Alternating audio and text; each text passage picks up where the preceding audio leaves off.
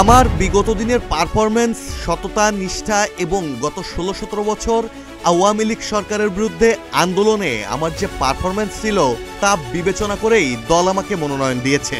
এমনটাই বলেছেন সাতক্ষীরা 3 আসনে ধানের শীষ মনোনীত প্রার্থী সাবেক সংসদ ও বিএনপির জাতীয় নির্বাহী কমিটির সদস্য কাজী আলাউদ্দিন।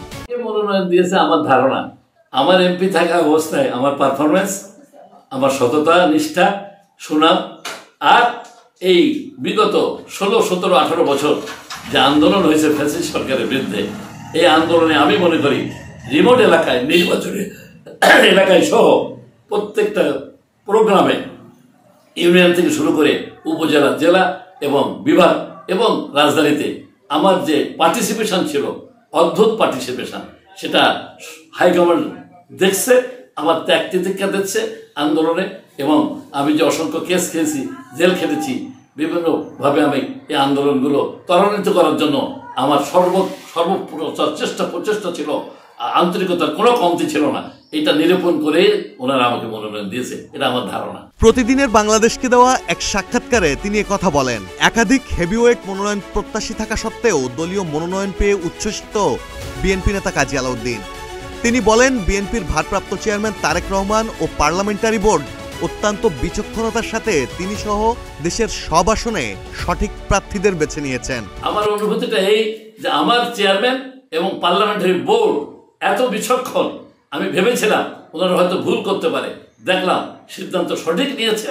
কারণ আমার ইন অল রেসপেক্ট, আমার ধর্মীয় অনুভূতির চলাফেরা, আমার বিগত দিনের উন্নয়ন এবং বিগত দিনের উন্নয়নের রূপকার হিসেবে সুনাম এবং আন্দোলন সংগ্রামে আমার যে ত্যাগ তিতিক্ষা এবং আমার পার্টিসিপেশন, এইটার কারণে ওনারা অবশ্যই সুন্দর সিদ্ধান্ত নিয়েছেন। আমি মনে করি আমার ক্ষেত্রে যখন ওনারা, আমি কোনো জায়গায় তদবির করিনি, দেখা করিনি, কারোর কাছে রিকোয়েস্ট করতে যাইনি, কেউ আমার পার্লামেন্টারি বোর্ড বলতে পারবে না, আমার চেয়ারম্যানের কাছেও আমি যোগাযোগ করিনি, এরপরেও তারা আমাকে বেছে নিয়েছে। আমার মনে হয় তারা 267 আসন যেটা দিয়েছে, কোনো জায়গায় ইনশাল্লাহ ভুল করে নেই। উপকূলীয় সাতক্ষীরায় টেকসই বেড়িবাঁধ, পানি নিষ্কাশন ও সুপেয় পানির ব্যবস্থা, যুব সমাজকে মাদকাসক্তি থেকে খেলার মাঠে ফেরানো ও তাদের কর্মসংস্থান সৃষ্টি, সাতক্ষীরার প্রাকৃতিক সম্পদ ব্যবহার করে নারীদের কর্মসংস্থান সৃষ্টিতে কুটির শিল্প স্থাপন, সকল শ্রেণী পেশার মানুষকে সাথে নিয়ে ইকোনমিক জোন প্রতিষ্ঠা এবং বিস্তীর্ণ সুন্দরবন কেন্দ্রিক পর্যটন শিল্পে সমৃদ্ধ করার প্রতিশ্রুতি দিয়েছেন তিনি।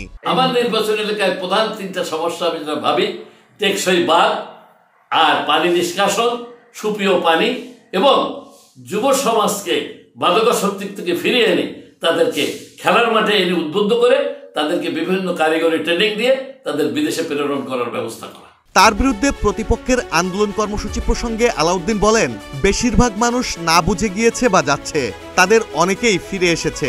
আমি সবাইকে বোঝানোর চেষ্টা করছি। জেলা উপজেলার কমিটি ঘিরে নেতাকর্মীদের একটি বড় অংশ বিভক্ত হয়ে পড়েছে। চাঁদাবাজ দখলবাজকে কখনো প্রশ্রয় দিইনি আর দেব না। যারা চাঁদাবাজি দখলবাজি করে তারা ভাবছে আমার থেকে অবৈধ সুবিধা পাবে না, সেজন্যই তারা প্রতিপক্ষের হয়ে আন্দোলন করছে। তাদেরকে আমি চেষ্টা করছি বোঝানোর জন্য। ইতিমধ্যে অনেকে ফিরে এসছে, যারা না বুঝে গিয়েছিল, অনেকে না বুঝে যাচ্ছে।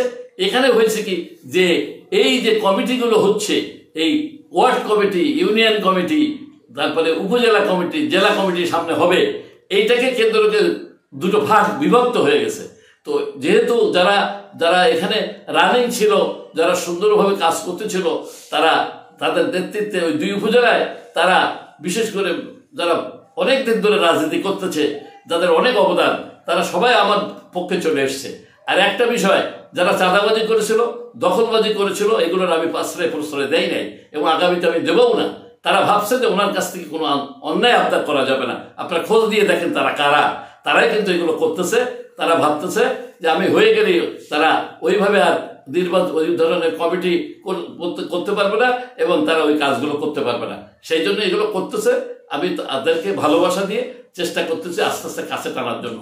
জনগণের ভোটে নির্বাচিত হতে পারলে দল, মত, ধর্মবর্ণ নির্বিশেষে সাতক্ষীরাকে উন্নয়নের পথে এগিয়ে নিতেও তিনি প্রতিশ্রুতিবদ্ধ, বলেন কাজী আলাউদ্দিন।